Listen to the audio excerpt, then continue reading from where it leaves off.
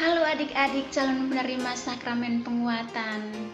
Selamat pagi dan jumpa lagi bersama saya, Suster Mary CM. Pada pertemuan kali ini kita akan belajar bersama pemahaman umum tentang sakramen tobat, yakni arti, makna, dan buah-buahnya. Walaupun belajarnya dari rumah saja, tetap semangat dan jangan lupa bahagia. Oke.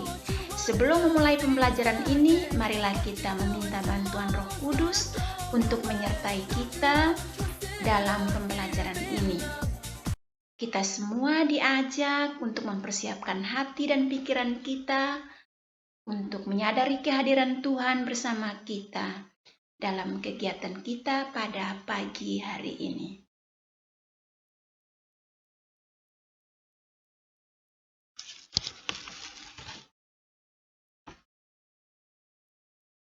Marilah kita berdoa. Dalam nama Bapa dan Putra dan Roh Kudus. Amin. Bapa, Putra dan Roh Kudus, terima kasih untuk hari yang indah ini, di mana kami boleh Kau perkenankan untuk belajar bersama lagi, untuk mempersiapkan diri menerima sakramen Krisma. Kami mohon kepadamu untuk hadir bersama kami, menyertai kami, agar apa yang akan kami pelajari dapat kami terapkan dalam hidup iman kami kepadamu. Doa dan permohonan ini kami sampaikan kepadamu lewat perantaraan Kristus Tuhan kami. Amin. Kemuliaan kepada Bapa dan Putra dan Roh Kudus, seperti pada permulaan, sekarang, selalu, dan sepanjang segala abad. Amin. Dalam nama Bapa dan Putra dan Roh Kudus. Amin. Oke, selamat pagi sekali lagi untuk adik-adik semuanya. Oke, hari ini kita akan belajar bersama tentang sakramen tobat. Apa itu sakramen tobat? Pasti adik-adik udah sering menerima sakramen tobat. Soalnya adik-adik kan udah selesai terima komuni pertama. Pasti sebelum terima komuni pertama harus ada pengakuan dosa. Dan biasanya setiap tahun setiap menerima Natal atau Paskah kita biasanya mengaku. Apakah adik-adik sering mengaku? Oke, jadi sakramen tobat atau pengakuan dosa adalah sakramen yang diperuntukkan untuk memberikan berkat pengampunan dan kesembuhan dari Tuhan kepada anggota gereja atas dosa-dosa berat dan ringan yang dibuat setelah menerima sakramen baptis. Ya, karena kan pada saat kita menerima sakramen baptis, kita dibebaskan dari dosa asal. Apa itu dosa asal? Adik-adik masih ingat enggak dosa asal? Dosa asal itu dosa yang dibuat oleh Adam dan Hawa. Jadi ketika kita menerima sakramen baptis, kita dibebaskan dari segala dosa-dosa kita. Tapi setelah kita menerima sakramen baptis, pasti kita berbuat dosa. Dan yang ada sakramen tobat atau pengakuan dosa itu cuma ada di gereja Katolik. Gak ada di gereja-gereja lain atau gak ada di agama-agama yang lain. Jadi berbahagialah kita karena kita diberikan kesempatan untuk mengaku dosa biar kita menjadi tenang, aman gitu. Oke, jadi pengakuan dosa. Dosa itu apa ya? Oke, dosa adalah perbuatan melawan cinta kasih Tuhan dan sesama. Setiap dosa berarti manusia menjauhkan diri dari Tuhan. Ya kan? Soalnya Tuhan itu kudus, Tuhan itu nggak pernah berbuat dosa. Kalau kita berbuat dosa, kita semakin menjauh dari Tuhan. Jadi akan ada apa ya? Nah, seperti ini. Dosa itu memisahkan manusia dari Allah. Yang sebenarnya kita bersama Allah itu kayak gini, karena kita berbuat dosa, jadi kita kayak gini, dan ada jurang pemisah yang memisahkan kita dari Allah. Karena Allah itu maha suci, kalau kita berbuat dosa, ya kita semakin menjauh dari Allah. Nah, dosa apa aja yang sering kita buat? Pasti kita semua udah tahu. Dosa seperti apa? Membenci teman, membenci orang tua, atau membenci guru, atau menipu siapa? Menipu orang tua. Mungkin, Dek, tolong bantuin ibu ya. Bu, aku lagi ngerjain tugas. Ternyata aku lagi main game. Nah, itu kan salah satu dosa. Nah, oke. Apalagi dosa cemburu, pikiran jahat, tidak taat, marah, fitnah, serakah. Serakah itu seperti apa ya? Serakah itu contohnya, oh ini sebenarnya mainannya si Ade, tapi buat aku aja lah, buat aku gitu. Kadang kan kayak gitu, serakah, maunya semuanya buat aku aja deh, nggak mau buat adik atau buat kakak gitu. Oke. Terus tidak mengampuni, ada niat jahat. Nah, itu semua adalah dosa. Dan upah dari dosa adalah maut. Dan hukuman dari dosa adalah lautan api, kematian. Nah, jadi dosa itu adalah melanggar hukum Allah. Dan dosa memisahkan kita dari Allah yang kudus. Oke, lihat kembali. Jadi walaupun manusia, ketika kita berbuat dosa, terus kita ada usaha gitu untuk berbuat baik gitu. Segala usaha dan perbuatan manusia tidak dapat membawa atau menyeberangkan dirinya kepada Allah atau ke surga melewati jurang yang memisahkan. Nah, gimana? Apakah ada jalan yang lain? Lihat ini. Tentunya manusia dari kebinasaan kekal, dia mau menuju hidup yang kekal. Gimana caranya? Soalnya udah ada jurang, kalau dia turun berarti ke neraka. Jadi apakah ada jalan lain? Ya, kita lihat. Jadi seperti ini, lihat. Jika kita berbuat dosa, kita berusaha untuk minta kepada Tuhan Yesus untuk menyucikan hati kita dari semua dosa-dosa dengan darahnya. Karena Yesus mati di kayu salib untuk menebus dosa-dosa kita.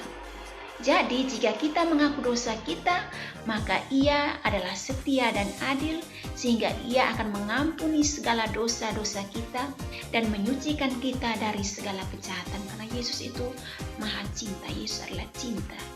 Jadi Dia rela mati di kayu salib, wafat di kayu salib untuk menebus dosa-dosa kita. Dengan darah Yesus yang tertumpah di kayu salib, menyucikan kita dari segala dosa. Oke. Jadi, ya kita harus berusaha untuk apa? Meninggalkan dosa-dosa kita. Jadi apa kalau bertobat? Bertobat itu seperti apa ya? Yang pertama, lihat di sini, menyesali dosa-dosa kita. Maksudnya gimana ya? Ketika gini, Dek, tolong bantu ibu ya. Abu, aku lagi ngerjain tugas, ternyata aku lagi main game. Nah, setelah itu, ternyata aku berbuat dosa ya. Maaf ya Tuhan, aku telah berbuat dosa. Ya udah, ke ibu terus minta, Bu, maaf Bu, aku tadi menipu ibu, sebenarnya aku tadi main game. Nah, itu berarti kita berbalik kepada Tuhan dan meninggalkan dosa-dosa. Dan yang lain lagi, kita pergi kepada Romo untuk mengaku, Romo, aku ini udah menipu, aku udah berbohong kepada ibu gitu. Ada banyak dosa yang tadi sudah saya sebutkan. Ketika kita meninggalkan dosa-dosa itu, maka kita akan diampuni oleh Tuhan dan hati kita menjadi bersih lagi.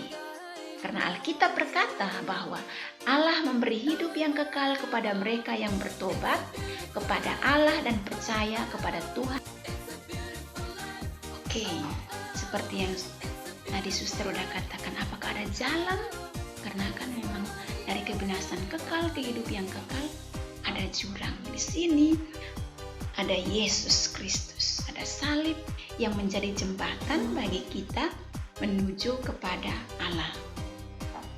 Tuhan Yesus Kristus telah menjadi jembatan atau jalan antara manusia dan Allah. Benar kan? Dengan salibnya ini membuat tadi jembatannya yang sudah terpisah. Yesus hadir ke dunia ini untuk membantu kita agar kita bisa menuju kepada Allah yang Maha Kasih. Karena dari kebinasan yang kekal, kita bisa menuju hidup yang kekal. Kita lihat ini, kita berdosa, hanya cuma jalan satu-satunya menuju ke surga, hanya melalui Yesus. Karena Yesus berkata, akulah satu-satunya jalan kepada Bapa atau ke surga. Gak ada jalan yang lain. Jadi, jika kita melakukan dosa, kita berbuat dosa, ya hanya kepada Yesuslah kita pergi. Yesus itu hadir dalam diri siapa? Dalam diri Romo, sehingga ketika kita mengaku dosa pada Romo, kita percaya bahwa Yesus ada dalam pribadinya Romo. Oke, jadi buah dari sakramen tobat itu apa? Ketika kita mengaku dosa-dosa kita, apa yang kita dapatkan? Yang pertama, kita berdamai lagi dengan Allah dan gereja. Soalnya kalau kita berbuat dosa kan kita menjauh dari Allah. Sehingga ketika kita menerima sakramen tobat, kita akan berdamai lagi. Kita akan berdamai lagi dengan Allah dan gereja.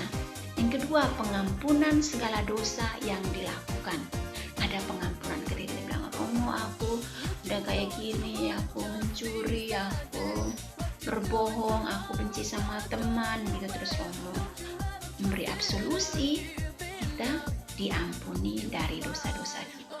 Karena Romo kan itu melambangkan kehadiran Yesus. Jadi ketika Romo mengatakan dosamu sudah diampuni, berarti dosa-dosa kita sudah diampuni oleh Yesus sendiri.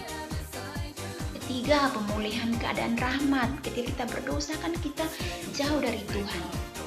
Ketika kita mengaku dosa-dosa kita, kita berada dalam suasana rahmat, suasana diberkati. Oke, yang berikut penghapusan hukuman kekal karena dosa-dosa berat. Oke, itu kalau ada orang yang dosa-dosa berat, yang contohnya membunuh orang, atau dia dari agama, mungkin dia murtad, masuk agama lain, terus dia, aku mau masuk lagi gitu, aku mau kembali ke gereja gitu, nanti yaitu penghapusan hukuman kekal. Berikut kedamaian, ketenangan, penghiburan rohani. Ya, ketika kita dosa-dosa kita diampuni, pasti kita akan merasa tenang, merasa damai, merasa terhibur. Nah, yang berikut bertambahnya kekuatan rohani untuk berjuang dalam hidup Kristen. Ya, ketika dosa kita diampuni, kita akan merasa semangat lagi, kita akan berjuang lagi untuk hidup lebih baik, untuk hidup lebih menjadi anak-anak Allah yang berkenan di hadapan Allah. Jadi adik-adik, sakramen tobat adalah tanda dan sarana perwujudan kasih Allah yang selalu mengampuni. Melalui sakramen tobat, gereja menghadirkan gambaran Bapa yang maha baik. Gambaran Allah yang tak lagi sebagai Allah yang menghukum kesalahan anaknya, namun Allah yang dengan penuh damai menyambut anaknya yang telah mati dan menjadi hidup kembali, yang telah hilang dan didapat kembali. Oke, kalau kita berbuat dosa berarti kita seperti anak yang hilang. Tapi ketika kita mengakukan dosa, terus mohon ampun kepada Tuhan, kita seperti anak yang hilang, yang kembali kepada pangkuan Bapa. Namun demikian, orang tidak sekedar menerima rahmat pengampunan. Setiap orang yang bertobat juga diundang untuk membuat ikatan kembali dengan Tuhan. Ikatan itu berupa komitmen. Kalau seandainya kita udah, Tuhan, aku udah ini melalui Romo kan, Romo saya sering menipu, saya sering melawan orang tua. Nah, ketika Romo memberikan absolusi, dosamu sudah diampuni, kita pasti disuruh untuk, oke, kamu berdoa Bapa kami atau Salam Maria atau doa tobat gitu. Lalu kita harus punya komitmen untuk, aku berusaha untuk tidak berbuat dosa lagi. Tapi sebagai manusia pasti kita jatuh lagi dalam dosa. Tapi yang penting kita harus semangat untuk ya berubah. Nah, jadi oleh karena itu dalam penerimaan sakramen tobat orang diberi denda dosa. Denda dosa bukan dimaksudkan sebagai hukuman Allah, ya kan? Kalau denda dosa itu dimaksudkan agar kita sebagai anak-anaknya bisa kembali mempunyai komitmen gitu. Oh, ternyata kalau aku buat kayak gini harus seperti ini, dan aku harus mohon ampun kepada Tuhan, dan aku harus berusaha untuk tidak berbuat dosa lagi.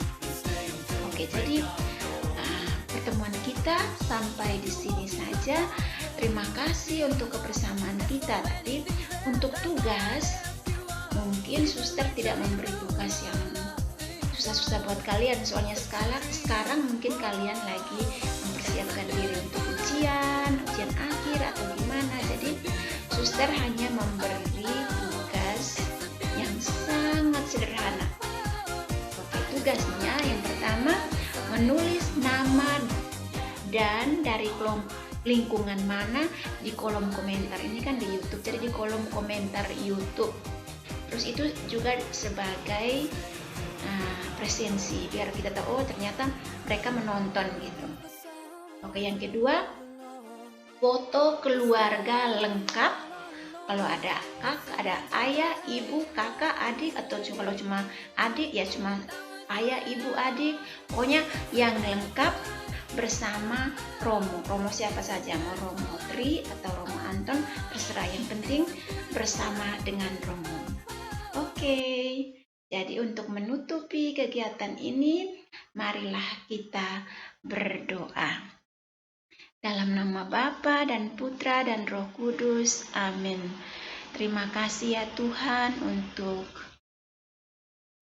penyertaan-Mu bagi kami dalam pembelajaran ini. Semoga apa yang kami terima dapat kami terapkan di dalam kehidupan kami selanjutnya sebagai anak-anak-Mu yang Engkau cintai.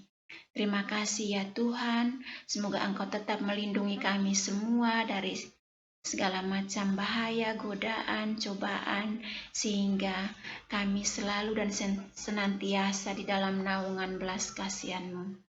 Doa dan permohonan ini kami sampaikan kepadamu lewat perantaran Kristus Tuhan kami. Amin. Kemuliaan kepada Bapa dan Putra dan Roh Kudus, seperti pada permulaan, sekarang, selalu, dan sepanjang segala abad. Amin. Dalam nama Bapa dan Putra dan Roh Kudus. Amin. Oke, terima kasih sekali lagi. Jangan lupa ya, nanti suster bisa melihat siapa-siapa yang untuk kehadirannya. Suster bisa melihat dari nama kalian yang kalian tulis di kolom komentar. Dan untuk foto keluarga yang lengkap bersama Romo itu bisa dikirim di grup WA. Itu kan kita punya grup ya untuk Risma. Kalau emang kayaknya bisa di grup WA, kan ada orang tuanya di situ. Jadi boleh kirim foto keluarga itu di grup WA. Kalau emang nggak bisa di grup WA ya di Google Classroom. Antara itu aja. Oke. Terima kasih. Selamat hari Minggu buat kita semua. Dah.